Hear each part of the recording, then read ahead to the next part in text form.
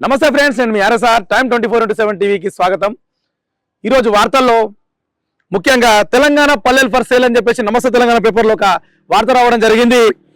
తెలంగాణ పల్లెలు for sale, గ్రామ కంఠం పట్టుకున్న కాంగ్రెస్ సర్కార్. అమ్మకానికి 12,000 పంచాయతీల్లోని భూములు, ప్రైవేట్ గ్రామ కంఠం భూముల ధరాదత్తం, కార్బన్ హక్కుల పేర 30 ఏళ్ల లీజుకు ఒప్పందాలు, ప్రాజెక్టు కింద 60,000 కోట్లు కొల్లగొట్టిన ఢిల్లీ సంస్థ. గుట్టు చప్పుడు కాకుండా వ్యవహారం నడిపిస్తున్న రేవంత్ సర్కార్.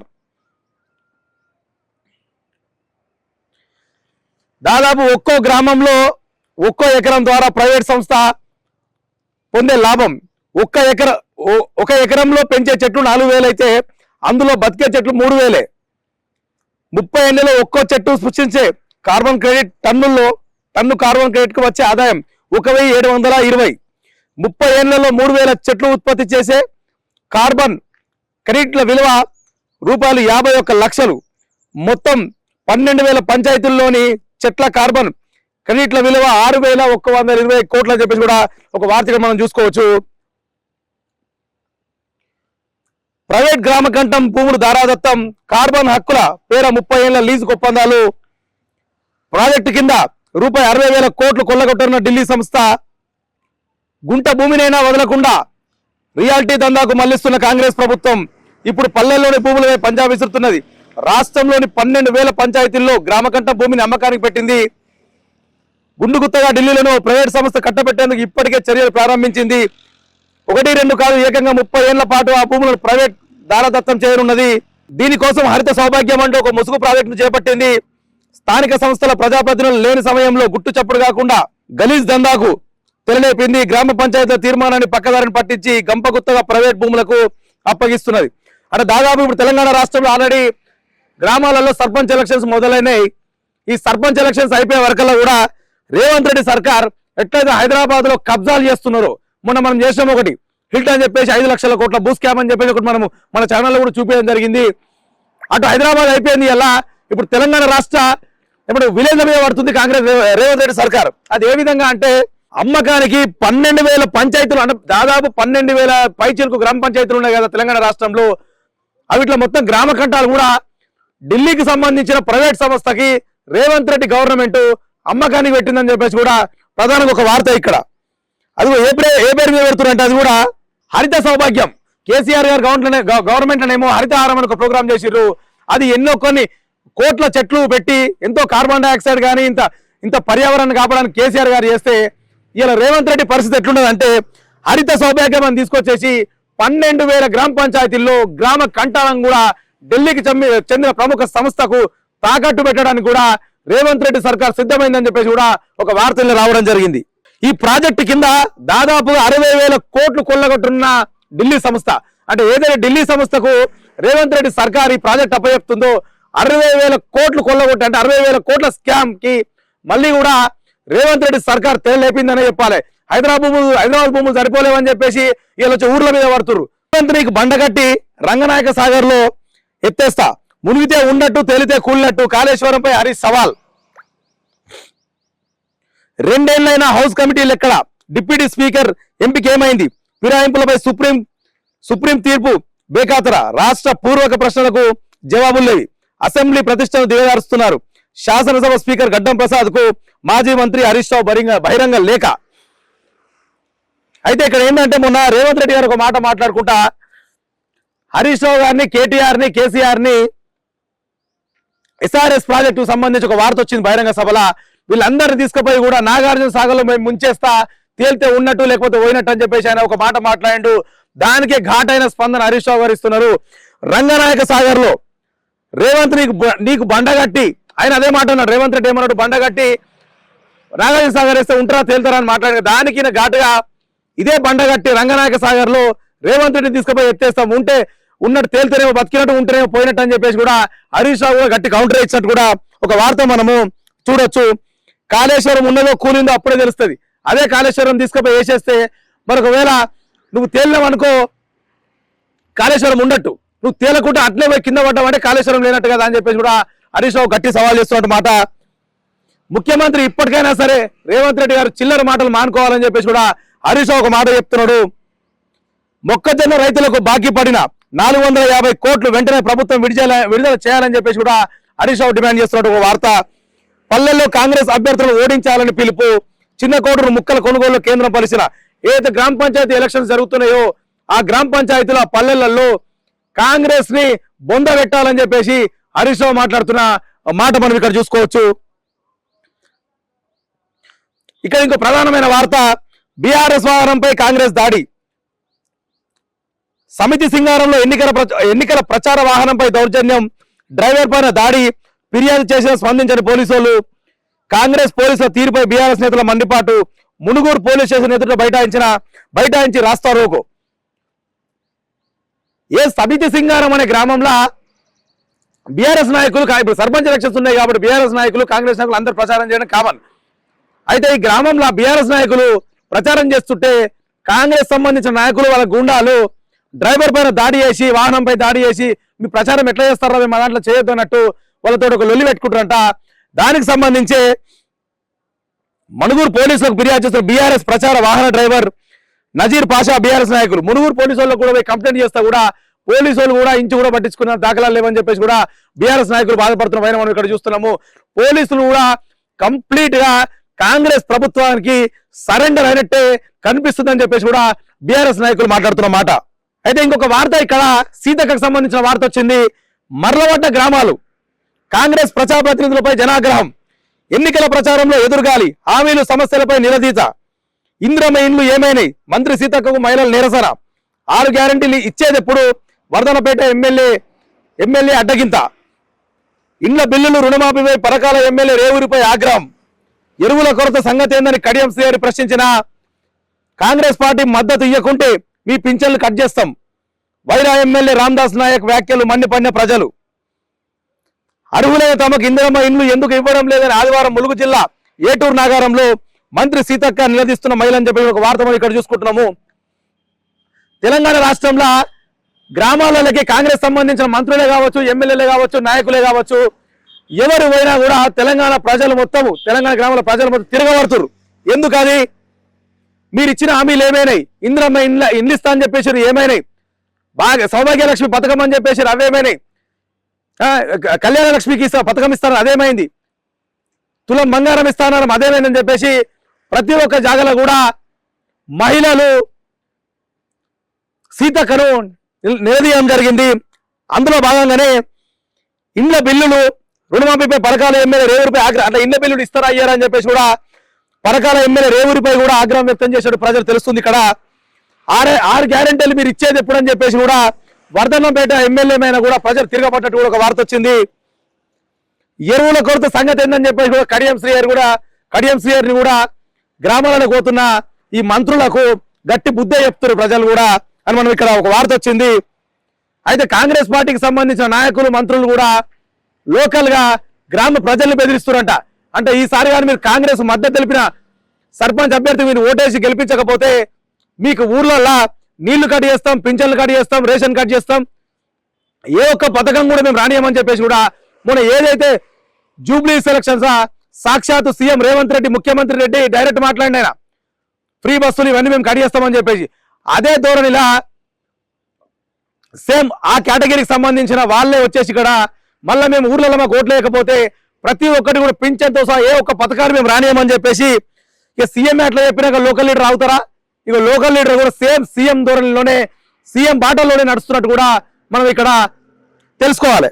మాయమాటల కాంగ్రెస్ పై తెలంగాణ పల్లె తిరగబడింది. అసెంబ్లీ ఎన్నికల ప్రచారంలో 6 గ్యారెంటీలు అంటూ ఊదరగొట్టి గద్దెనెక్కిన తర్వాత హామీలు అటకెక్కించడాన్ని జనం నేటికి జీర్ణించుకోలేకపోతున్నారు. ఇప్పుడు పల్లె పోరులో భాగంగా మళ్ళీ ఓట్ల కోసం వచ్చిన అస్తం నేతలు మరోసారి అవే హామీలు గుప్పిస్తుండడంతో ప్రజలు చాలా ఆగ్రహం వ్యక్తం చేస్తున్నారంట. ఇందిరమ్మ ఇండ్లు అమలు కాని పథకాలు, యూరియా కొరత, రుణమాఫీ మోసంపై కాంగ్రెస్ ప్రజాప్రతినిధులను నిలదీస్తున్నారని చెప్పేసి ఒక వార్త. ఇక్కడ రేవంత్ రెడ్డి ఏదైతే జూబ్లీ సెలక్షన్స్ లా బల ప్రదర్శించి రౌడీ మూకను మూట కట్టుకొని ఎలక్షన్ కమిషన్ తో సహా పోలీసులతో సహా ప్రతి ఒక్కరిని కూడా ఆయన గవర్నమెంట్ లో ఉంటాడు కాబట్టి మేనేజ్ చేసి జూబ్లీస్ లా ఎన్నికలకైనా బయటపడ్డాడు కదా. అందుకే సీఎం ఎట్లా చేస్తే వాళ్ళ లోకల్ ఉన్న నాయకులు అట్లా చేస్తారు కాబట్టి ఇప్పుడు ఇక్కడ కూడా లోకల్లో ఉన్న గ్రామ పంచాయతీ ఓటర్లను కూడా ఇక్కడ లోకల్లో ఉన్న కాంగ్రెస్ నాయకులు గట్టిగా బెదిరిస్తున్నారంట. మీకు అన్ని కడి చేస్తాము, ఏ పథకాలు, ఏ పెన్షన్, ఏ రేషన్లు కూడా ఏం రానియమని చెప్పేసి కూడా గట్టిగా వారి అంటే బర్రె ఒక జాగా మేస్తే దూడు ఒక జాగా మేస్తుందా అన్నట్టు ఇక సీఎం రేవంత్ రెడ్డి మా సీఎంఏ అట్లా మాట్లాడుతుండు, ఇంకా మాకేం అడ్డు అదుపా అని చెప్పేసి గ్రామంలో కూడా కాంగ్రెస్ నాయకులు కంప్లీట్ గా ప్రజలపై, ఓటర్లపై వాళ్ళను బెదిరించి నయాన్నో భయాన్నో ఓటేపించుకోవాలని చెప్పేసి ఒక ఆలోచనతో ఉన్నట్టు కూడా ఇక్కడ వార్త చూసుకోవచ్చు. ఇక ముఖ్యమంత్రి రేవంత్ రెడ్డికి సంబంధించిన ఒక వార్త వచ్చింది. ఇక్కడ రేవంత్ ఆటకు 100 కోట్ల ఖర్చు, ప్రజాధనంతో ఫుట్బాల్ ఆడింది మన రేవంత్ రెడ్డి. 13వ ఫుట్బాల్ దిగ్గజం మెస్సీతో ఎగ్జిబిషన్ మ్యాచ్. రేవంత్ గొప్పల కోసం రాష్ట్ర నెత్తిన పెనుభారం. ప్రైవేట్ కార్యక్రమానికి తెలంగాణ ప్రజల సొమ్ము. కేవలం ఏర్పాట్ల కోసమే 100 కోట్లకు పైగా ఖర్చు. మ్యాచ్ కోసం ఉప్పల్ క్రికెట్ స్టేడియానికి తూట్లు, ఫుట్బాల్ గ్రౌండ్ గా మార్పు, క్రికెట్ పిచ్ కు దెబ్బ. ఇంత చేస్తే రాష్ట్రానికి కలిగే ప్రయోజనం శూన్యం అని చెప్పేసి కూడా ఒక వార్త మనకి ఇక్కడ రావడం. రేవంత్ రెడ్డి గురించి ఒక వార్త వచ్చింది. ఆయన మనం ఆల్రెడీ మనం సోషల్ మీడియాలో కూడా చూసినాము. ఆయన జెర్సీ వేసుకుండు, ఏంది ఫుట్బాల్ ఆడతా అని చెప్పేసి. మరి రాష్ట్ర ముఖ్యమంత్రికి ఫుట్బాల్ ఆడడానికి సంబంధం ఏందో మాకు అర్థమైతే లేదు. ఏ రాష్ట్ర ముఖ్యమంత్రి అయినా సరే చాలా హుందాగా వ్యవహరించాలా, హుందాగా ప్రవర్తించాలా. మెస్సీ తోటి తలపడేంత స్థాయి నాకు ఉన్నదా? మెస్సీ అంటే వరల్డ్ ఛాంపియన్ అయినా ఫుట్బాల్ సంబంధించి, ఆయన తోటి తలపడతా అని చెప్పేసి ఈయన ప్రాక్టీస్ చేసిండు. ఆ సోషల్ మీడియాలో ఎట్లా ట్రోల్ అయింది కూడా వేణుమాధవ్ కూడా పెట్టి ఎంతగానో ట్రోల్ చేసిరు అనేది కూడా అందరికీ మనకు తెలిసిన విషయమే. అదే భాగంగా అయితే ఏదైతే మెస్సీ వస్తే ఉప్పల్లో ఉన్న క్రికెట్ స్టేడియాన్ని ఫుట్బాల్ స్టేడియంగా మార్చిరంట. ఆ పిచ్చి కూడా సర్వనాశనం అవుతుందని క్రికెటర్లు ఎంత ఒప్పుకోకుండా రేవంత్ పట్టిన పట్టు వీడకుండా మెస్సీ తోటి అన్నే ఆడతా, మెస్సీ పైన గెలిచి తెలంగాణ రాష్ట్రం పేరు ప్రపంచ స్థాయిలో పెడతా అని చెప్పేసి కూడా రేవంత్ రెడ్డి ఒక ఆయన చేస్తున్న ప్రవర్తన అట్లా కనబడుతుంది. ఈయన మెస్సీ తోటి తలబడడానికే సిద్ధమైండు.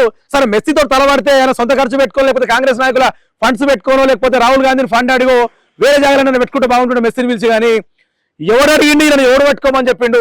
తెలంగాణ రాష్ట్ర ప్రజలు కడుతున్న ట్యాక్స్ నుంచి 100 కోట్లు ఖర్చు పెడుతున్నారు. ఎవనయ్యే సొమ్ము అది, ఎవనయ్యే సొమ్ము అని చెప్పేసి 100 కోట్లు. ఇలా జీతాలు ఇవ్వమంటే సక్క ఇయ్యనీకి వస్తలేదు, రిటైర్మెంట్ పైసలు ఇయ్యనీకి వస్తలేదు, నువ్వు ప్రకటించిన 6 గ్యారెంటీ పథకాలకు నువ్వు రూపాయి ఇయ్యనీకి వస్తలేదు. తెలంగాణ రాష్ట్ర ప్రజలకు వచ్చే అంటే ఎవరైనా తెలంగాణ రాష్ట్ర ప్రజలకు వచ్చే వాళ్ళ గ్రామ పంచాయతీకి వచ్చే నిధులు ఇవ్వనీకి కూడా ఈరోజు మీకు చేతనైతే లేదు. కానీ మీరు విరోధంగా భావించే ఒక ఫుట్బాల్ ఆట ఆడితే మాత్రము 100 కోట్లు ఎవరయ్యే సొమ్మును ఖర్చు పెడుతున్నారు మీరు దీనికి.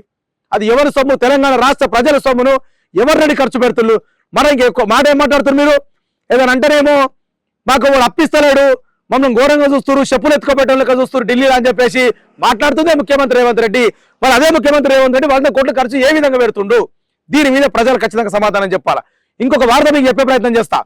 మొన్న India versus south Africa match మన ఉప్పల్ స్టేడియంలో జరగాల్సిన మ్యాచ్ మన మహానుభావుడు ముఖ్యమంత్రి రేవంత్ రెడ్డి మెస్సీతో తలపడుతున్నా అని చెప్పేసి ఈ మ్యాచ్ ని విశాఖపట్నం షిఫ్ట్ చేసుకురు.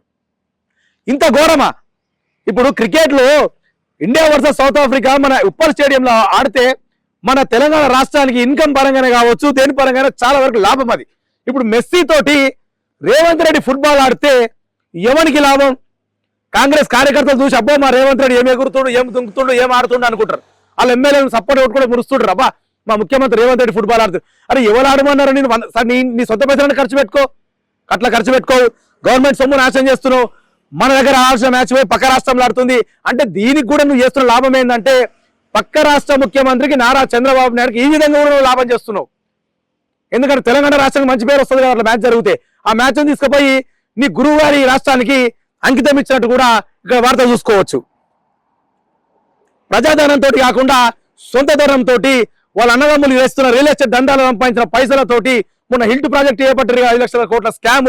ఆ స్కామ్ పైసలతోటి సొంతంగా అయిన పైసలు కట్టి చేసుకుంటే బాగుంటుందని చెప్పేసి కూడా తెలంగాణ రాష్ట్ర ప్రజలు కూడా అంటున్న మాట అది. అప్పుల బాధతో రైతు ఆత్మహత్య, పంట పెట్టుబడికి 6 లక్షల అప్పు తీర్చే మార్గం కానరాక బలవన్మరణం. మహబూబాబాద్ జిల్లాలో విషాదం. మళ్లీ యూరియా సంక్షోభం, యాసంగిలోనూ ముంచుకొస్తున్న కొరత, అవసరానికి తగినట్టుగా లేని ప్రభుత్వం సరఫరా. మీకు దీని గురించి వివరించే ప్రయత్నం చేస్తా. యూరియా సంక్షోభం గురించి. యాసంగిలోనూ ముంచుకొస్తున్న కొరత, అవసరానికి తగ్గట్టుగా లేని సరఫరా, బఫర్ స్టాక్ నిల్వలోనూ ప్రభుత్వం ఘోర విఫలం. 4 లక్షల టన్నులకు ఉన్నది 1.4 లక్షల టన్నులే. ఒక్క జనవరిలోనే 3.5 లక్షల టన్నుల అవసరం. ఖరీఫ్ సంక్షోభం నుంచి గుణపాఠం నేర్వని సర్కార్. ఎరువుల షాపుల వద్ద ఇప్పటికే మొదలైన క్యూలు. గత సీజన్ గుర్తు చేసుకుంటూ ఆందోళనలో రైతులని చెప్పి ఒక వార్త మనం ఇక్కడ చూసుకోవచ్చు. శనివారం వరంగల్ జిల్లా ఖానాపూర్ మండలం ధర్మారావుపేటలో యూరియా కోసం రైతులు పడిగాపులు కాస్తున్నారంట. ఆల్రెడీ వార్త అంతా మనం మొన్ననే చూసుకున్నాం. ఒక 4-5 నెలల కింద కూడా యూరియా కోసం ప్రతి ఒక్క రైతు తెలంగాణ రాష్ట్ర వ్యాప్తంగా ఎంత బాధపడుకుంటా కుటుంబం ఏంటంటే 10 ఏళ్ళ వయసున్న పిల్లగాడి దగ్గర నుంచి 90 ఏళ్ళ వయసున్న వ్యక్తి దాకా కూడా వాళ్ళ చెప్పులు, వాళ్ళ ఆ యూరియా కోసం తీసుకుపోయిన చెప్పులు, ఆ రేషన్ కార్డుల బ్యాగులు పెట్టుకొని మబ్బుల 2 గంటల నుంచి మొదలు పెడితే, ఉదయం 2 గంటల నుంచి మొదలు పెడితే మళ్ళీ మధ్యాహ్నం సాయంత్రం దాకా కూడా పస్తులు ఉండి ఆ ఒక్క యూరియా బస్తా కోసం ఎదురు చూస్తున్న రైతులకి సేమ్ తిరిగి యాసంగి పంటకు కూడా అదే పరిస్థితి వస్తుందంట. ఇంతవరకు కమ్సే కమ్ కాంగ్రెస్ గవర్నమెంట్ బఫర్ స్టాక్ కూడా తెచ్చిపెట్టలేదు. దాని విషయంలో కూడా ప్రభుత్వం చాలా ఘోర విఫలమైందని చెప్పేసి మనం చెప్పుకోవాలా. ఈసారి కూడా రైతులకి యూరియాకి సంబంధించిన ఘోర కష్టాలు తప్పాయని చెప్పేసి కూడా మనం తెలుసుకోవాలా. ఇప్పుడు రైతులు కాంగ్రెస్ గవర్నమెంట్ కి గ్రామ పంచాయతీ ఎలక్షన్లు ఏ విధంగా బుద్ధి చెప్తారనేది కూడా మనం ఈ విషయం తెలుసుకోవాలి. మనం ఇక కేటీఆర్ సంబంధించిన ఒక వార్త. భూముల అమ్మడంలో రేవంత్ రైజింగ్. హైడ్రా నుంచి హిల్ట్ వరకు అన్ని భూదందాలే మతలబేంటి. కేసీఆర్ లా రేవంత్ పంటలు పండించి ఆలోచన చేయరు. ఎవరి అభిప్రాయంతో ప్రైవేట్ వాళ్లకు కట్టబెడుతున్నారు. హిల్ట్ జీవోను రద్దు చేయకుంటే పెద్ద ఎత్తున ఉద్యమాలు తప్పవు. హిల్ట్ పాలసీపై Telangana social foundation round table సమావేశంలో వక్తల హెచ్చరిక అని చెప్పేసి కూడా ఒక మాట మనం మాట్లాడుతున్నాం. ఇక్కడ హిల్ట్ పాలసీకి సంబంధించి సుందరయ్య విజ్ఞాన కేంద్రంలో రౌండ్ టేబుల్ సమావేశంలో మాట్లాడుతున్న మాజీ మంత్రి జగదీష్ రెడ్డి, బీఆర్ఎస్ సీనియర్ నేత ఓం నరసింహారెడ్డి, సిపిఎం రాష్ట్ర కార్యదర్శి జాన్ వెస్లీ, సిపిఐ నాయకుడు కె గోవర్ధన్, వివిధ సంఘాల ప్రజాప్రతినిధులు రౌండ్ టేబుల్ సమావేశం ఏర్పాటు చేశారు. దానిలో భాగంగానే హిల్ట్ పాలసీపై 3 తీర్మానాలు చేసినట్టు కూడా మనకు ఒక వార్త చూసుకోవచ్చు. ఇక్కడ హిల్ట్ పాలసీ కోసం తీసుకొచ్చిన జీవో వెంటనే రద్దు చేయాలి. అఖిలపక్ష పార్టీలు, ప్రజా సంఘాలు, స్టేక్ హోల్డర్లతో సమావేశం ఏర్పాటు చేసి సమస్యలపై చర్చించాలి. పాలసీపై నిపుణులు, ఇండస్ట్రియల్ వారితో కమిటీ వేసి వారు ఇచ్చిన నివేదిక ఆధారంగా సర్కార్ పరిశ్రమల భూముల మార్పిడి విధానంపై నిర్ణయం తీసుకోవాలని చెప్పేసి కూడా ఏదైతే అఖిలపక్ష భేటీ పెట్టిర్రో దాంట్లో సిపిఎం నాయకులు, సిపిఐ నాయకులు, బీఆర్ఎస్ నాయకులు పాల్గొన్న రౌండ్ టేబుల్ సమావేశంలో తీసుకున్న ఈ 3 తీర్పులు అని చెప్పేసి కూడా మనం ఇక్కడ ఒక వార్త చూడొచ్చు. కేటీఆర్ సంబంధించి ఇంకొక వార్త వచ్చింది. ఇక్కడ రేపు విజయ్ దివస్ ని ఘనంగా నిర్వహించాలి. కేసీఆర్ 11 రోజులు చేసిన దీక్ష ఫలించిన రోజు. అన్ని నియోజకవర్గాల్లో సంబరాలు చేసుకోవాలి. దీక్షా దివస్ జయప్రదం చేసినట్టే విజయ్ దివస్ కూడా పండుగలా చేయాలి. శ్రేణులకు బీఆర్ఎస్ వర్కింగ్ ప్రెసిడెంట్ కేటీఆర్ పిలుపు అనేది ఒక వార్త. మొన్న ఏదైతే దీక్ష కేసీఆర్ గారు 16 సంవత్సరాల కింద ఏదైతే నవంబర్ 27వ తారీఖున ఆమరణ నిరాహార దీక్ష తెలంగాణ కోసం కేసీఆర్ వచ్చుడో తెలంగాణ వచ్చుడో అనే కాన్సెప్ట్ తోటి ఆయన దీక్ష చేయడం అందరికి తెలిసిన విషయమే. ఆ దీక్షకు సక్సెస్ అయ్యి రేపటికి కూడా రేపు 9వ తారీఖు డిసెంబరు సక్సెస్ అయ్యి దాదాపు 16 సంవత్సరాలు అయింది. కాబట్టి దీన్ని కూడా ఒక పండుగ వాతావరణంలో జరుపుకోవాలని చెప్పేసి కేటీఆర్ గారు బీఆర్ఎస్ పార్టీ శ్రేణులకు కూడా ఒక పిలిపించినట్టు కూడా ఒక వార్త మనం ఇక్కడ చూసుకోవచ్చు. ఫుడ్ పాయిజన్ సంబంధించిన ఇంకొక వార్త. అది ఫుడ్ పాయిజన్ కు కేర్ ఆఫ్ గా గురుకులాలను పెట్టుకునే కన్నా ఫుడ్ పాయిజన్ కి కేర్ ఆఫ్ గా తెలంగాణ రాష్ట్రం మనం పెట్టుకుంటే బాగుంటుందేమో. ఇప్పటికే 150 చోట్ల ఘటనలు, దాదాపుగా 2000 మందికి అస్వస్థత. పాత రేట్లు, పాత గుత్తేదారులతోనే భోజన నిర్వహణ కొనసాగింపు. కామన్ మెనుకు పాతర, వంట సామాగ్రి నాణ్యతకు తిలోదకాలు. కన్నెత్తి చూడని ఉన్నతాధికారులు, ఏమాత్రం పట్టించుకోని ప్రభుత్వం. ఫుడ్ పాయిజన్ మన ఛానల్లో కూడా దాదాపుగా ఎన్నో రోజుల నుంచి చెప్పుకుంటూ వస్తున్న ఒక వార్త. గురుకులాలకు సంబంధించి కావచ్చు, ప్రభుత్వ హాస్టళ్లకు సంబంధించింది కావచ్చు, ఎక్కడ చూసినా ఖరాబైన అన్నము, ఉడకని అన్నము, ఒక పప్పుచారు కూడా పోసుకోలేని దీన స్థితిలా ఇస్తున్న ఈ గవర్నమెంట్ కనీసం వాళ్ళకు ప్రకటించిన ఒక గుడ్డు కూడా పెట్టలేని పరిస్థితి ఇలా గవర్నమెంట్ ఉన్నది. అదేవిధంగా పురుగులు పట్టిన అన్నము, పురుగుల వల్ల మనం చూసిన పురుగులు పడ్డ అన్నము, కప్పలు పడ్డ అన్నము, బల్లులు పడ్డ అన్నము, ఖరాబైన పాసిపోయిన అన్నము అని ఒక దీన స్థితికి ఇలా గురుకులాలు వచ్చినాయి.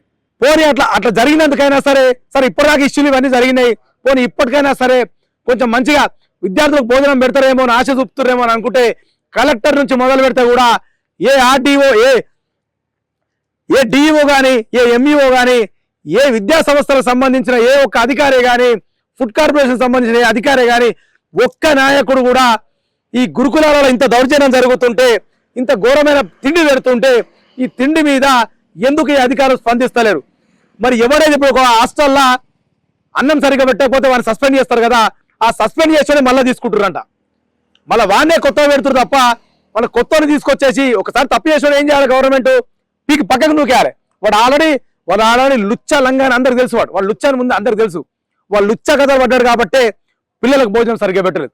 మరి అటువంటి తీసుకొచ్చేసి మళ్ళీ ఇక్కడ పెడితే దీనికి ఏమన్నట్టు? అంటే లోకల్ నాయకులు అండున్నట్ట, లేకపోతే లోకల్ ఎమ్మెల్యేలు అండున్నట్ట వాళ్ళకి? అంటే ఎటు చూస్తే మాత్రము పిల్లల దీనస్థితి, పిల్లల గురుకులాల్లో చదువుకునే పిల్లది మాత్రము చాలా దీనస్థితి, దయనీయ స్థితి ఉందని చెప్పేసి కూడా మనకి ఇక్కడ వచ్చిన వార్త. గ్రామ పంచాయతీలకు సంబంధించి ఒక వార్త. 415 గ్రామ పంచాయతీలు ఏకగ్రీవమైనటువంటి ఒక వార్త వస్తుంది. రెండో విడత 3,911 సర్పంచ్ స్థానాల్లో 13,128 మంది పోటీ చేస్తున్నారంట. అంటే రెండో విడతలో 3,911 మంది సర్పంచ్ స్థానాలు ఉన్నాయి గ్రామ పంచాయతీ జీపీలు. దాంట్లో 13,128 మంది పోటీ చేస్తున్నారు. అన్ని గ్రామాల్లో తప్పని త్రిముఖ పోరు. అంటే ఏ గ్రామంలో అయినా సరే ఖచ్చితంగా ముగ్గురు పోటీ చేస్తున్నారంట. 29,903 వార్డులకు 78,158 మంది సై అని చెప్పి ఒక వార్త. ఆఖరి విడతకు రేపటి నుంచే ప్రచారం, తొలి విడతకు రేపటితో ప్రచారం బంద్ అంటే ఒక వార్త చూసుకోవచ్చు. దాదాపుగా 415 గ్రామ పంచాయతీలు కూడా ఏకగ్రీవమైనట్టు కూడా మనకి ఇక్కడ తెలుస్తున్నది. ఆఖరి విడతకు రేపటి నుంచే ప్రచారము రేపటి నుంచే స్టార్ట్ అవుతుందంట. మూడో విడతకు కూడా దానికి సంబంధించిన వార్త. ఒకే మహిళ 3 చోట్ల పోటీ అని చెప్పి ఒక వార్త వచ్చింది. ఒకే గ్రామంలో సర్పంచ్ వార్డు సభ్యురాలిగా బరిలో, మరో ఊరిలో వార్డు సభ్యురాలిగా 2 చోట్ల ఓటుకు హక్కు. మహబూబాబాద్ లో విచిత్రం అని చెప్పి ఒక వార్త మనం ఇక్కడ చూసుకోవచ్చు. మహిళ 3 చోట్ల పోటీ చేస్తున్నది. ఒకే గ్రామంలో సర్పంచ్ వార్డు స్థానానికి. మరో మండలంలో వార్డు మహబూబాబాద్ జిల్లాలో చోటు చేసుకున్నది. మాధవాపురం శివారు తూర్పు తాండా జీపీ లావుడియా వినోద్ కు ఓటు హక్కు ఉన్నది. ఈ గ్రామానికి మొదటి విడతలో ఎన్నికలు జరుగుతుండగా ఎస్టీ జనరల్ కు కేటాయించారు. దీంతో నాగార్జున సర్పంచ్ స్థానానికి వినోదరాలిగా నామినేషన్ వేశారు. వినోద వార్డ్ సభ్యురాలిగా నామినేషన్ వేశారు. నాగార్జునకు టీవీ రిమోట్, వినోదకు గ్యాస్ పై గుర్తులు కేటాయించారు. ఇదే నాగార్జున కుటుంబానికి మండలం కదికొండ శివార్ బంజారా తాండాలు కూడా ఓట్లున్నాయి. 3వ విడతలో కూడా ఎన్నికలు జరుగుతున్న బంజారా తాండాను ఎస్టీ మహిళ విసర్జనతో ఈ లావుడియా వినోద్ సర్పంచ్ గా కూడా పోటీ చేసి, అంటే ఒకటే మహిళ వచ్చేసి దాదాపుగా ఒక గ్రామంలోనేమో సర్పంచ్ చేసిందంట, మరి ఇంకొక గ్రామంలో ఏమో వార్డు సభ్యురాలు చేసింది, మళ్ళీ మరో ఊరుకోతే మళ్ళీ వార్డు సభ్యురాలు చేసిందంట. ఆమెకు 2 చోట్ల ఓట్లకు ఉందని చెప్పేసి కూడా 2 చోట్ల కూడా ఆమె పోటీ చేయడానికి ఉంది. అసలు వాస్తవానికి వచ్చేసి రూల్ ఎట్లుందంటే ఏ గ్రామ పంచాయతీలో ఓటు ఉంటే ఆ గ్రామ పంచాయతీలోనే వాళ్ళు నామినేషన్ అయ్యాలా. కాకపోతే ఏంటంటే ఒకటే అభ్యర్థి మరి 2 జాగాల నామినేషన్ వేస్తే మరి ఎలక్షన్ కమిషన్ మరి ఎట్లా దీన్ని ఏ విధంగా తీసుకుంటుందో దాన్ని మనం చూడాల్సిన అవసరం ఎంతైనా ఉన్నది. అంటే అట్లా కూడా ఇప్పుడు తెలంగాణ రాష్ట్రంలో ఎలక్షన్ కమిషన్ కూడా అంటే 2-3 జాగాలు కూడా నామినేషన్ వేసుకోవచ్చా? ఎందుకంటే అంత ఫ్రీడమ్ ఇస్తున్నట్టు కూడా అర్థమవుతుంది ఇక్కడ మనకు. ఎందుకంటే కాంగ్రెస్ గవర్నమెంట్ కి కంప్లీట్ గా ఎలక్షన్ కమిషన్ లొంగిపోయినట్టే కనబడుతుంది.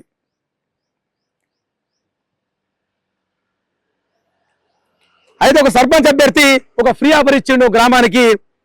నన్ను గెలిపిస్తే అంబులెన్స్ సేవలు ఫ్రీ. వావిలాలలో 4వ వార్డు అభ్యర్థి వినూత్న ప్రచారం. ఓటు వేసి నన్ను గెలిపిస్తే అంబులెన్స్ సేవలు ఫ్రీ అని వినూత్న ప్రచారానికి శ్రీకారం చుట్టాడు. జనగామ జిల్లా పాలకుర్తి మండలంలో వావిలాలలో 4వ వార్డు అభ్యర్థి వావిలాలకు చెందిన కోల లక్ష్మణ్ గౌడ్ బీఆర్ఎస్ మద్దతుతో 4వ వార్డు అభ్యర్థిగా పోటీ చేస్తున్నాడు. ఆయన జీవనోపాధి కోసం ప్రైవేట్ అంబులెన్స్ నడుపుతున్నాడు. డ్రైవర్ కమ్ యజమాని ప్రచారంలో భాగంగా 4వ వార్డులో తనకు ఓటు వేసి గెలిపిస్తే ప్రజలకు అనారోగ్య సమస్యలు తలెత్తినప్పుడు ఉచితంగా అంబులెన్స్ సేవలు అందిస్తారని ప్రకటించాడు. తాను పదవిలో ఉండే 5 ఏళ్లలో వరంగల్, హనుమకొండ, హైదరాబాద్ లోని దవాఖానాలకి అంబులెన్స్ లో ఆక్సిజన్ తో సహా ఉచితంగా తీసుకుపోతామని హామీ ఇచ్చి అందరిని దృష్టిని ఆకర్షించాలని చెప్పి ఒక వార్త వినవచ్చు.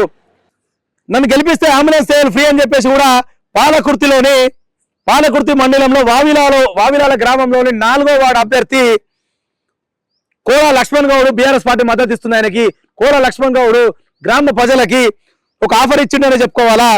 తనని కానీ గెలిపించి 5 సంవత్సరాలు అధికారంలో కూర్చోబెడితే వార్డు సభ్యునిగా వరంగల్, హైదరాబాద్, హన్మకొండకు సంబంధించి నా అంబులెన్స్ ని నేను ఫ్రీగా నడుపుతా విత్ ఆక్సిజన్ తోటి.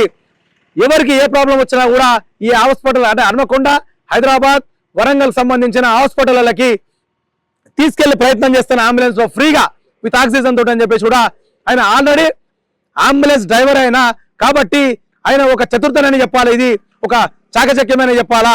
ఆయనకున్న అంబులెన్స్ ని ఓట్ల రూపంగా మార్చి ప్రజలకు నేను సేవ చేస్తాను ఒక మాట ఇస్తున్నారు. కాబట్టి ప్రజలు ఏ నిర్ణయం తీసుకుంటారు, వాట్సాప్ వాళ్ళ వార్డ్ ఓటర్స్ ఏం నిర్ణయం తీసుకుంటారు అనేది కూడా మనం వేచి చూడాలి. అయితే ఇంకొక సర్పంచ్ ఇంకొక అభ్యర్థి కూడా ఇంకొక వార్త వచ్చింది. చాలా ఇంట్రెస్ట్ అయిన వార్తలు ఉన్నాయి, దీన్ని మీకు తెలియజేసే ప్రయత్నం చేస్తా.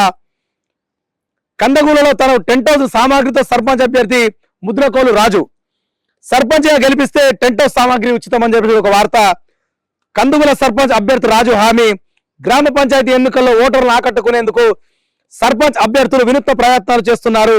కరీంనగర్ జిల్లా హుజురాబాద్ మండలం కందుగుల గ్రామానికి చెందిన సర్పంచ్ అభ్యర్థి ముద్రకోల రాజు గ్రామంలో గత కొన్నేళ్ల నుంచి 10,000 నడిపిస్తున్నాడు.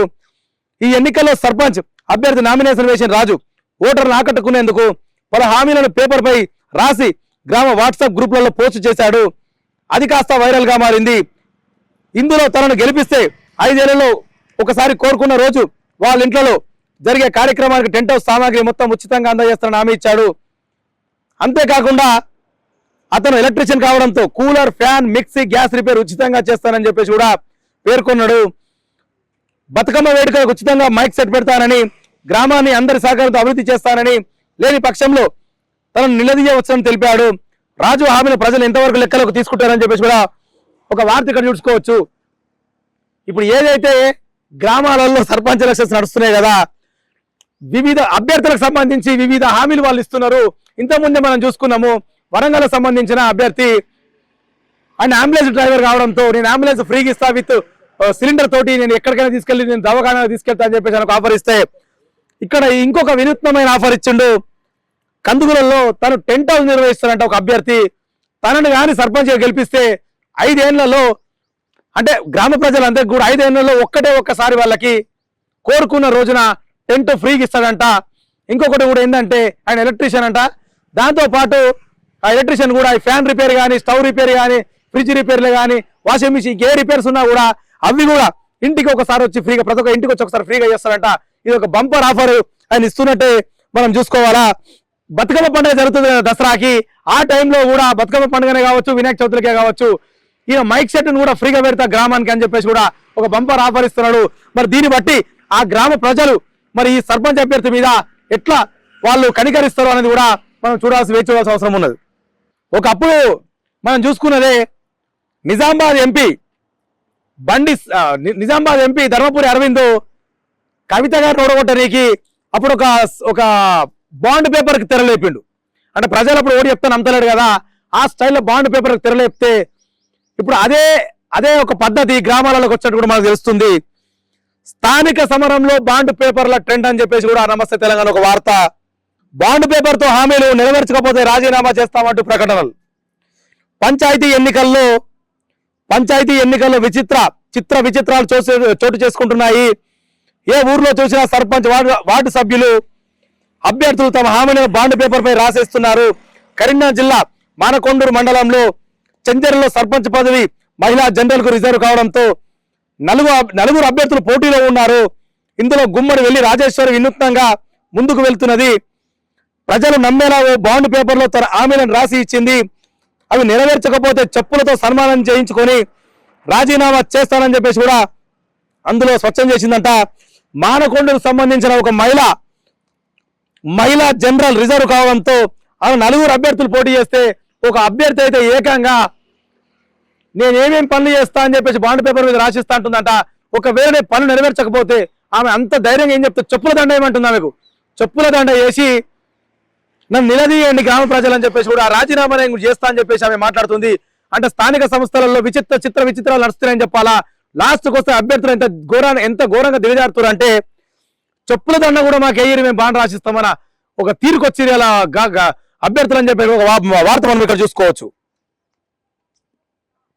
ఇంకొకటి అవినీతికి పాల్పడితే ఆస్తులు కూడా రాసిస్తుంది అంటానే. సిద్దిపేట జిల్లా నంగునూరు మండలం రాజగోపాలపేటలో సర్పంచ్ అభ్యర్థి చేరియాల వాణి సంచలనానికి తెరలేపారు. తాను లేదా తన కుటుంబ సభ్యులు అధికారంలో ఉండగా అవినీతికి పాల్పడినట్టు రుజువైతే తన వ్యక్తిగత ఆస్తులను గ్రామ పంచాయతీకి రాసిస్తానని కూడా బాండ్ పేపర్ రాసిచ్చింది.